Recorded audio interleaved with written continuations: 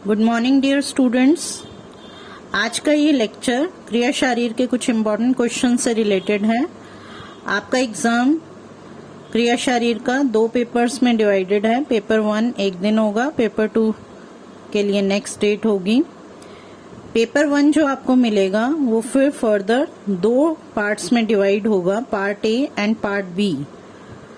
Part A में ancient part cover होगा और पार्ट बी में मॉडर्न पार्ट कवर होगा।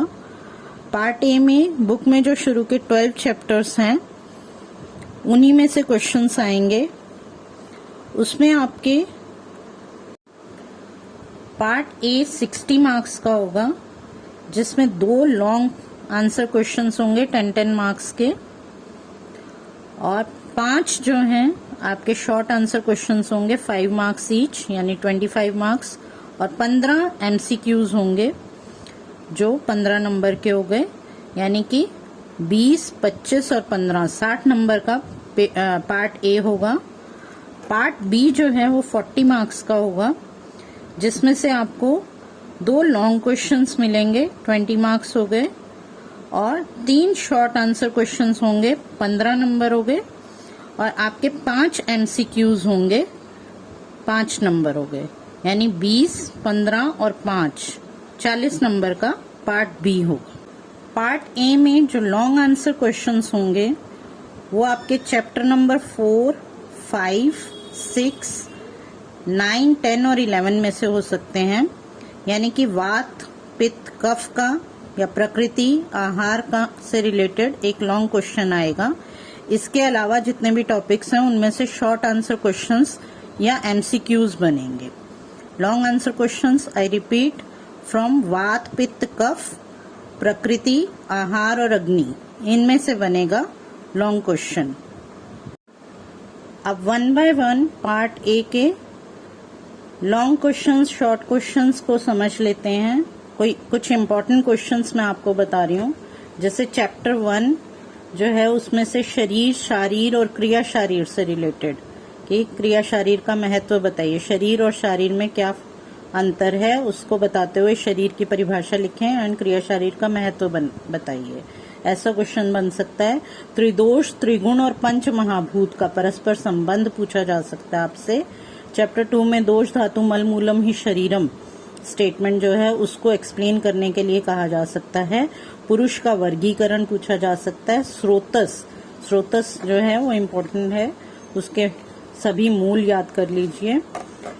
फिर चैप्टर नंबर 3 जो है उसमें ऋतु, रस, गुण, अहोरात्र, आयु, भोजन का दोषों से क्या संबंध है ये पूछा जा सकता है। ये शॉर्ट आंसर क्वेश्चंस बनेंगे इनमें से सब में से। फिर जो आपके वात, पित्त, कफ के चैप्टर्स हैं 4th, 5th and 6th chapter, उनमें किसी भी दोष का स्थान, गुण, कर्म और भेदों का वर्णन एक लॉन्ग क्वेश्चन बनता है। उसके साथ ही अगर शॉर्ट क्वेश्चन पूछा जाता है, किसी भेद का एक शॉर्ट क्वेश्चन भी पूछा जा सकता है इन चैप्टर्स में से। देन चैप्टर नंबर 7 एंड 8 जो है, जैसे चैप्टर नंबर 7 वृद्धिशय के लक्षण है, तो इनमें शॉर्ट क्वेश्चन बन सकता है। किसी भी दोष का वृद्धि या क्षय का लक्षण पूछा जा सकता है आपसे। फिर क्रिया काल में संचय, प्रकोप, प्रसर और स्थान संश्रय, इनमें से ये जो शुरू के 4 जो अवस्थाएं हैं ये इम्पोर्टेंट हैं। इनमें से आपको जो है इनके लक्षण पूछे जा सकते हैं। संचय, प्रकोप, प्रसर के जो श्लोक हैं उन्हें अच्छे से याद कर लीजिए, और स्थान संश्रय में जो पूर्व रूप अवस्था या स्थान संश्रय कैसे होता है इसे अच्छे से समझ लीजिए। देन चैप्टर नंबर 9 जो है वो प्रकृति का है। इट्स मोस्ट इम्पोर्टेंट चैप्टर, क्योंकि इसमें से एक लॉन्ग क्वेश्चन भी बनता है और एक शॉर्ट क्वेश्चन भी बनता है। लॉन्ग क्वेश्चन में आपको जो है किसी भी दोष की, वात की, पित्त की या कफ की, कफज प्रकृति के, पुरुष के लक्षण पूछे जा सकते हैं।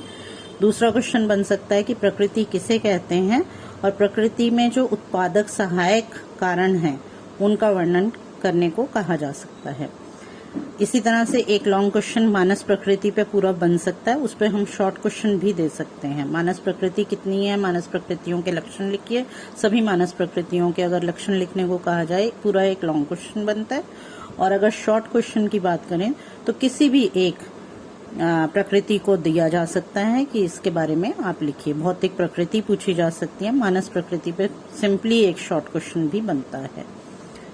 Then chapter number 10th 11th और 12th जो आहार से रिलेटेड हैं उनमें शॉर्ट क्वेश्चंस बहुत से बनते हैं। आहार विधि विधान, आहार परिणाम कर भाव, अष्ट आहार विधि विशेष आयतन, आहार का वर्गीकरण पूछा जा सकता है, आहार का महत्व पूछा जा सकता है, अग्नि के भेद और जठराग्नि। जठराग्नि इम्पोर्टेंट है अग्नि वाले चैप्टर में। अवस्था पाक, विपाक जो आहार पाक है उसमें आहार पाक कैसे होता है, अवस्था पाक, विपाक, कोष्ठ शॉर्ट नोट्स में आ सकता है, गृहिणी आ सकती है शॉर्ट नोट में, ठीक है। तो आहार पाक की प्रक्रिया आ सकती है। तो ये तो हमारा जो है पार्ट ए कवर होता है, पेपर 1 का पार्ट ए। उसके इम्पोर्टेंट क्वेश्चंस मैंने आपको बताए। पार्ट बी में 5 चैप्टर्स सिलेबस में डिस्क्राइब किए गए हैं, जिसे कि बुक में हमने 8 चैप्टर्स में डिवाइड किया हुआ है। फर्स्ट चैप्टर को हमने 2 में किया है, फिर सेकंड चैप्टर है, थर्ड चैप्टर फिर अगेन जो है 2 चैप्टर्स में डिवाइड है, फोर्थ चैप्टर अगेन 2 चैप्टर्स में डिवाइड है। इसलिए जो है बुक में 8 चैप्टर्स हो जाते हैं। तो बुक के अकॉर्डिंग अगर मैं चैप्टर्स की बात करूं तो फर्स्ट चैप्टर जो है उसमें explain the process of homeostasis आ सकता है एक लॉन्ग क्वेश्चन में। Mechanism of transport of different materials through cell membrane, ये भी एक लॉन्ग क्वेश्चन बनता है आपका। शॉर्ट आंसर क्वेश्चंस की बात करें तो नेगेटिव फीडबैक, पॉजिटिव फीडबैक, ये पूछा जा सकता है आपसे। एक्टिव ट्रांसपोर्ट, पैसिव ट्रांसपोर्ट पूछा जा सकता है। और एक्शन पोटेंशियल क्या होता है, रेस्टिंग मेम्ब्रेन पोटेंशियल क्या होता है, ये पूछा जा सकता है। नेक्स्ट जो चैप्टर है वो रेस्पिरेटरी सिस्टम का है। रेस्पिरेटरी सिस्टम में आपसे लॉन्ग क्वेश्चंस के अकॉर्डिंगली अगर देखें तो मैकेनिज्म ऑफ रेस्पिरेशन पूछा जा सकता है, जिसमें मैं हमेशा बच्चों को ये गाइड करती हूँ कि मैकेनिज्म ऑफ रेस्पिरेशन लिखते हुए आपको जो है मॉडर्न का पार्ट लिखते लिखते साथ में आयुर्वेद का शारंगधर का श्लोक भी एक्सप्लेन करना है। देन PFTs पे एक क्वेश्चन बनता है पल्मोनरी फंक्शन टेस्ट पे, जिसमें लंग वॉल्यूम्स और लंग कैपेसिटीज पूछा जाता है आपसे। कंट्रोल ऑफ रेस्पिरेशन पूछा जा सकता है। आर्टिफिशियल रेस्पिरेशन पे एक पूरा क्वेश्चन बन सकता है। शॉर्ट आंसर की बात करें अगर हम तो उसमें हाइपोक्सिया, एस्फिक्सिया या लंग वॉल्यूम अकेले पूछे जा सकते हैं या लंग कैपेसिटीज भी पूछी जा सकती हैं। नेक्स्ट चैप्टर जो है GIT का, उसमें आपका लॉन्ग क्वेश्चन बनता है कि लॉन्ग क्वेश्चन में आपके डाइजेस्टिव ऑर्गन्स में से लीवर, गॉल ब्लैडर, ये सब जो हैं पैनक्रियाज इकट्ठे कलेक्टिवली भी पूछे जा सकते हैं।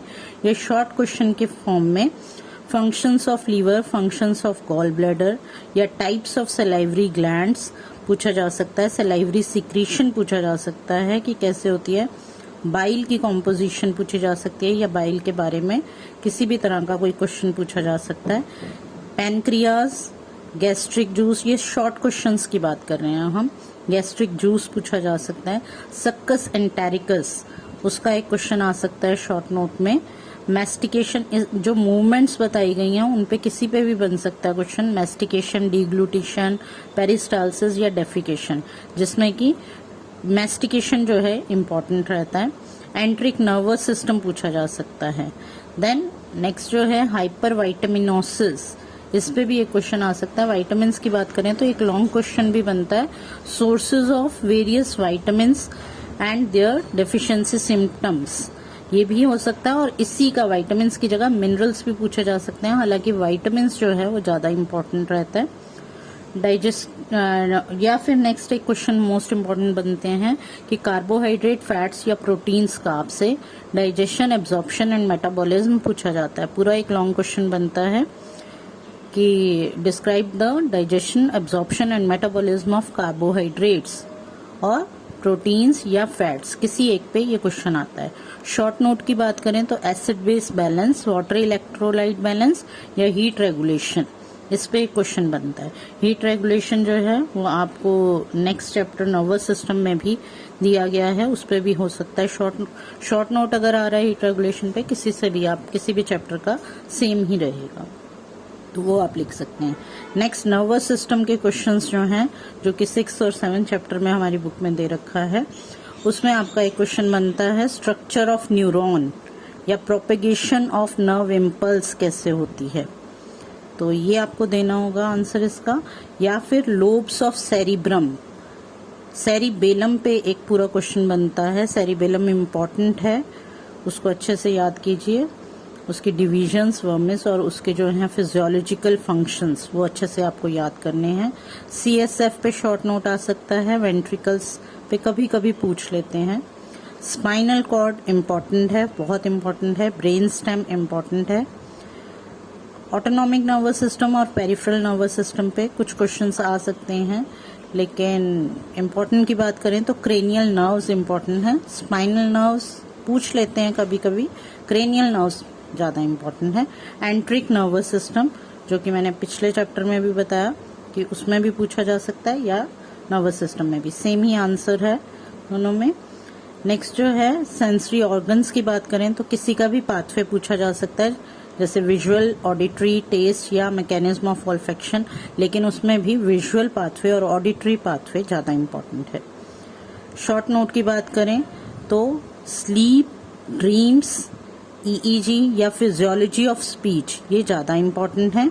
बाकी लर्निंग, मोटिवेशन, इंटेलिजेंस और मेमोरी, इन पे भी शॉर्ट नोट आ सकता है। नेक्स्ट एंडोक्राइनोलॉजी चैप्टर है, उसमें एक लॉन्ग क्वेश्चन बन सकता है। Classification and characteristics of hormones, describe about endocrine glands बताते हुए classification and characteristics of hormones बताना है, तो उसमें इस तरह का लॉन्ग क्वेश्चन बनता है। अदरवाइज जो है पूरे का पूरा किसी ग्लैंड के ऊपर एक क्वेश्चन बन सकता है। पिट्यूटरी ग्लैंड और थायराइड इसमें मोस्ट इम्पॉर्टेंट है। शॉर्ट नोट में अगर पूछेंगे तो कोई छोटा ग्लैंड पूछा जा सकता है। एंटीरियर या पिट्यूटरी की डिवीजन पूछ लेंगे, एंटीरियर पिट्यूटरी या पोस्टीरियर पिट्यूटरी भी अलग से पूछा जा सकता है। तो this is all about the paper 1। Paper 1 के सभी इम्पोर्टेंट क्वेश्चंस या लॉन्ग कौन से हैं, शॉर्ट कौन से हैं, इस सब की एक्सप्लेनेशन मैंने इसमें कर दी है। होपफुली कि आप जो है पेपर 1 बहुत अच्छे से अटेम्प्ट करेंगे। पेपर 2 के लिए मैं एक नेक्स्ट वीडियो बनाऊंगी।